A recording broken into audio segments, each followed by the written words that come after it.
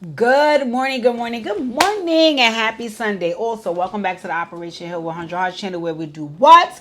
Focus on healing, humor, and hot motherfucking topics.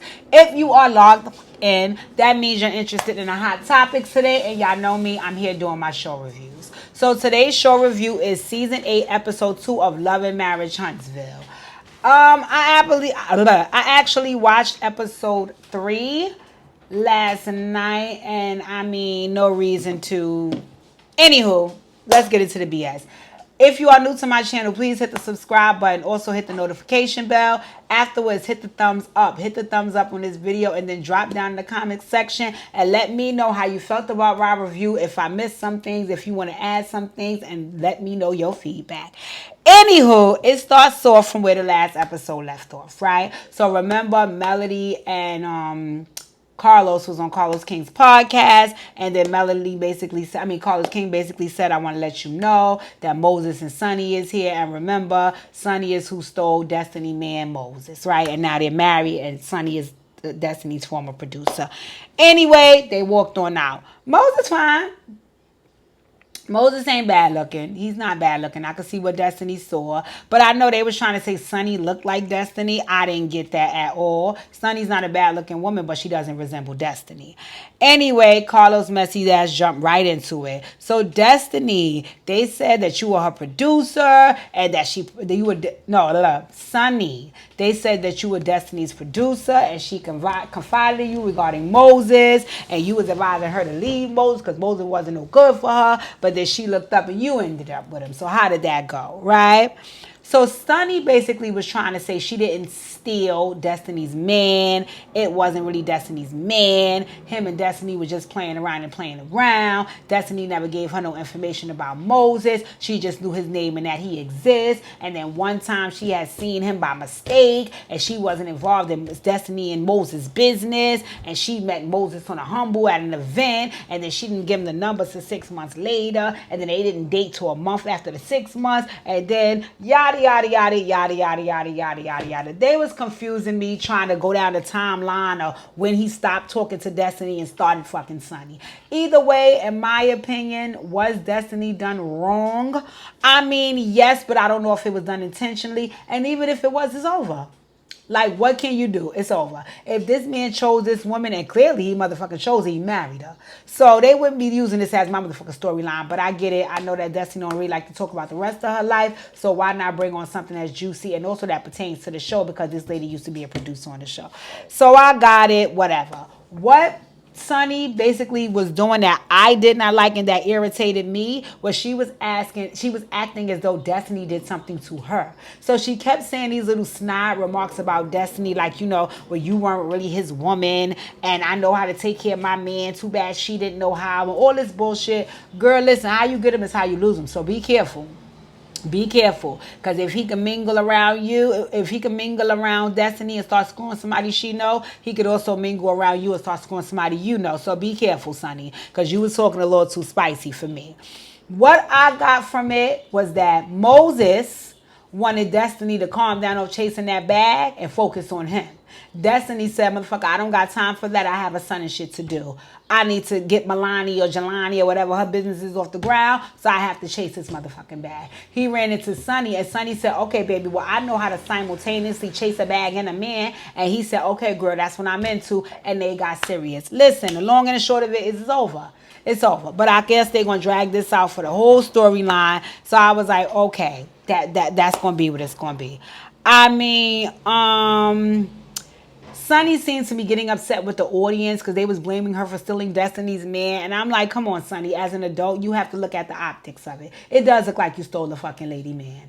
Okay? And whether you did or you didn't, you're not going to be able to change your mind in the court of public opinion if that's what they think already. So move on from that. Just talk about how much y'all in love. And I mean, it looked like y'all all right. I ain't going to necessarily say, what the hell? I ain't gonna necessarily say if I think or know how in Hot in love y'all are, but okay, whatever, make it work, right? So next scene, they flash to Maurice and Marceau driving because Maurice and Kimmy are invested in a lot of commercial properties, and he want Marceau to come take a look at it and let him know how he can, get it together and fix it up and so on and so forth. But they also said that they want to stop by and visit Martell because they know he done got arrested and all this drama, and they need to go and holler at him, right? So they arrive at Martell's new spot, and basically they just start jumping on his ass from the beginning. They like, listen, why do you keep pulling these stunts with these bloggers and all this nonsense with all of this mess with Melody? Why are you even entertaining any of that? And I'm looking at Marceau and Maurice about the advice that they're trying to give Martell, and I'm thinking to myself, all three of these women are, all three of these men are womanizers, in my opinion. Marceau and Maurice is just a little bit more calculated about the way that they womanize. But to me, they're not far from Martell. What I get is that Martell didn't have a male figure around in his life. So for a lot of the things he do, it can come across as, I'm sorry to say, like bitch shit, if I'm being honest. With Maurice and Marceau, they try to kind of navigate their situations a little better so they won't look like they're doing the same thing that Martell is doing. But the same fucking drama, girl. I believe that Maurice put quinoa or Kimiwa, whatever the baby mama, through a whole bunch of shit that she just not talking about. So I just was looking at them like, okay, girl, but they were jumping on Martell ass. You need to stop entertaining the BS. And Martell is immature. Martell is immature. He's very, very immature. So for him and his mind, when Melody do one thing, he's got to do three. Right? So I was just looking at it like, your raw emotions is all over the place. And the fact that you still get emotional about this woman and y'all are legally divorced and been over for years now, you actually even went and built another family, irritates the dog fuck out of me. I do not want to see Martell and Melody fighting. I'm so over that. I'm over that. This has been since season 2. We are now in season 8. Let it go. Y'all not together anymore. But it seems as though that's what they get off on. So I was just looking at it. And what Martell basically was saying after Maurice and Marceau gave their whole spiel about leave it alone, ignore it, be a man, stand up on your 2 feet, do what you got to do, ignore melodies, be solid, be great, and all this bullshit. Martell got in his confessional and basically said, I heard everything that Marceau and Maurice said, but I didn't receive one fucking word of it. And we know that you didn't. So that's why you're going to continue with the bullshit, and this is what your life is going to be like for the rest of your life. Anywho, moving forward, what I will say is this: be very mindful of who you make children with. Anywho, the next scene, they flash to Stormi, and she's going to visit Kiki. Right, and I had no idea that Stormi and Kiki had such a close relationship. Maybe I missed that in the last season because I was so busy watching Kiki pick on Tisha or fight with like, girl, let me take a sec. Anyway, word on the curb is that Kiki has been running her mouth to the blogs about what takes place on the set of Love and Marriage Huntsville. And according to the entire cast, you cannot be doing those things. That's how we get paid when folks see things air on television and they stay tuned in to watch it actually play out. Once you share it with the blogs beforehand, it defeats the purpose of them watching it, which also takes money out of our pockets. So that pisses the cast off, and it seems as though they all want to jump on her ass about that, right? Kiki.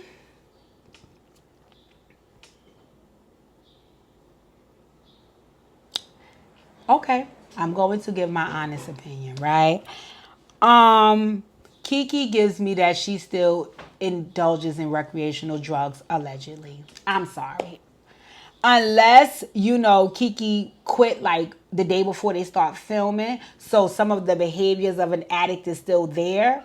Unless that's the case, I'm inclined to believe that Kiki still gives me, she may still indulge in recreational drugs, allegedly. So I was just looking at Kiki like, But anywho, Stormi was asking her, girl, why you leaked the stuff to the blogs? And Kiki was like, she was basically pissed off with the whole cast from last season from what took place. And I think they went to Houston or something like that. And she was asked to leave off the trip because Tisha wasn't comfortable with her being there. And because of that, she went home and vented about everything that took place to her mama. And her mama is actually the one who leaked all of that shit to the blogs.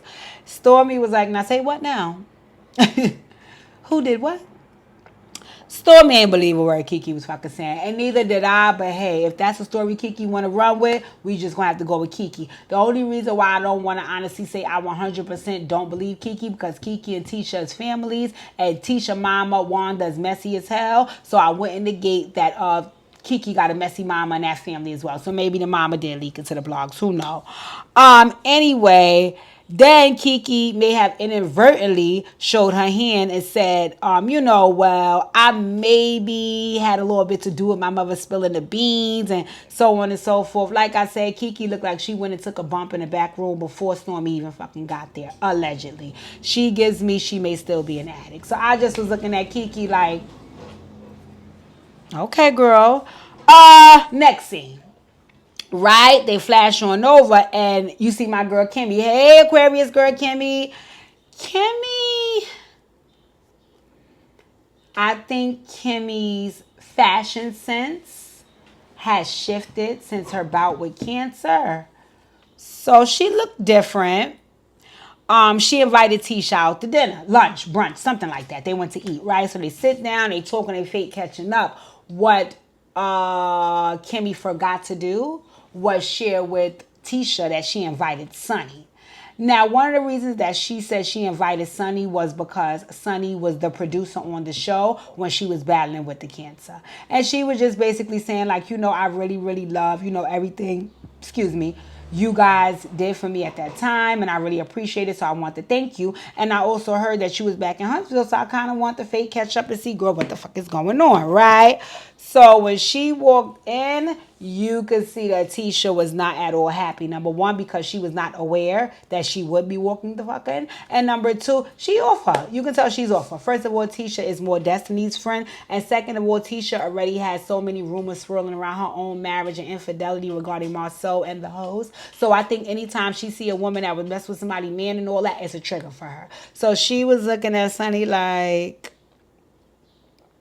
what the fuck is she doing here? Looking at Kimmy like, and why the fuck did you invite her? I was like, okay, so this is not going to go well, right? So, Tisha was giving little snarky remarks to Sonny. What was I going to say?